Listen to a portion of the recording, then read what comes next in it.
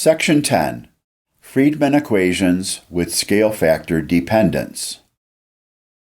From the fluid equation and the equations of state, we can find how energy densities vary not as a function of time, but with the scale factor in an expanding universe, and the scale factor varies with time.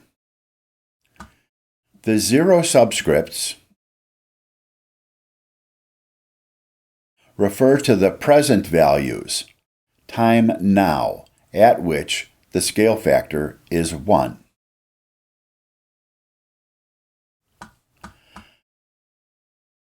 The energy density of matter is proportional to 1 over the cube of the scale factor. Increasing the scale factor by a factor of 10 decreases the matter energy density by 1,000. The volume of a given region is proportional to the cube of the scale factor, so this is saying that the rest mass energy of the matter in a given region does not change as the region expands. No matter particles are being added or removed, and the pressure of matter particles is negligible for cosmology. Presently, the ordinary matter density of the universe is less than 10 to the minus 30th of the density of water.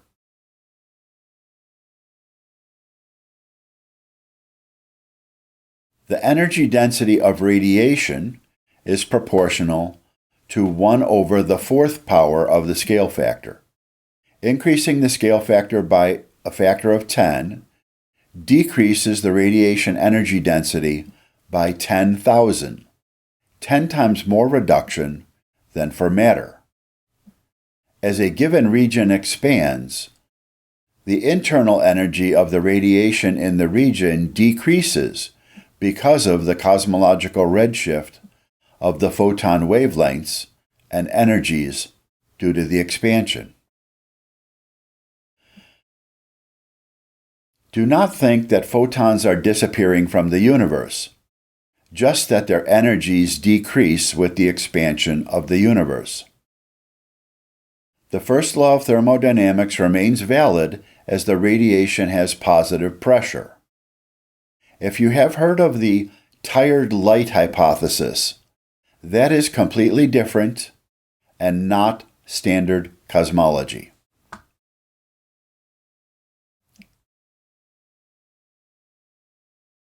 Cosmic electromagnetic radiation that is thermal and blackbody at one scale factor retains its blackbody spectrum as the universe expands, with temperature falling inversely with scale factor, as the radiation energy density falls with 1 over the 4th power of scale factor, consistent with the Stefan-Boltzmann law.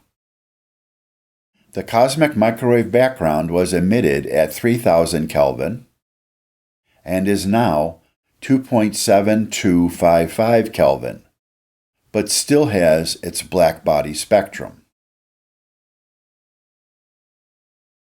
Cosmologists believe that the energy density of dark energy may have been constant since the Big Bang, the cosmological constant, for which W equals -1.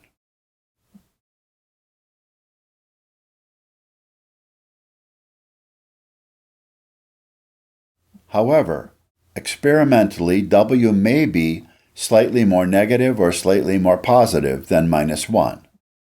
I will keep this form with the W because it matters when we discuss the end of the universe. As a given region expands, the amount of dark energy in the region increases because the volume increases and the dark energy density remains constant or nearly constant. The first law of thermodynamics remains valid as the dark energy has negative pressure.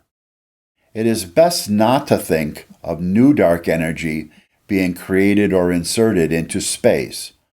Dark energy is just part of how the expansion of the universe works. Now we combine our results back into Friedmann's first equation. The energy density of radiation falls faster with the expansion of the universe, a to the minus 4, than does the energy density of matter, a to the minus 3, which falls faster than the dark energy density, which appears to be constant or nearly constant at present.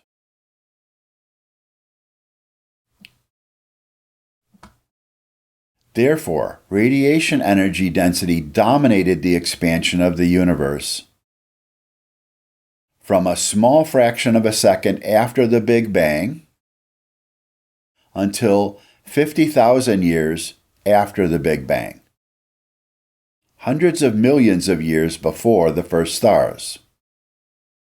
Then, matter energy dominated the expansion of the universe until 3.6 billion years ago, after which dark energy density dominated the expansion of the universe.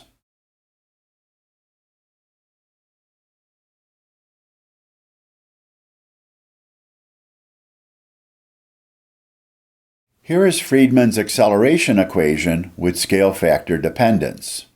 While radiation or matter is dominant, the scale factor is increasing, but decelerating. These terms are positive and there's a negative sign here. Once dark energy became dominant, the scale factor was increasing and accelerating because the green term is negative and there's a negative sign here. W is about minus 1, 1 minus 3 is minus 2. This term is negative. Later we will explore the end of the universe. In the 1920s and 1930s, cosmologists considered model universes, each with only one component in the universe. Supplemental video number 2 describes these simple model universes. It is even possible for an empty universe to expand.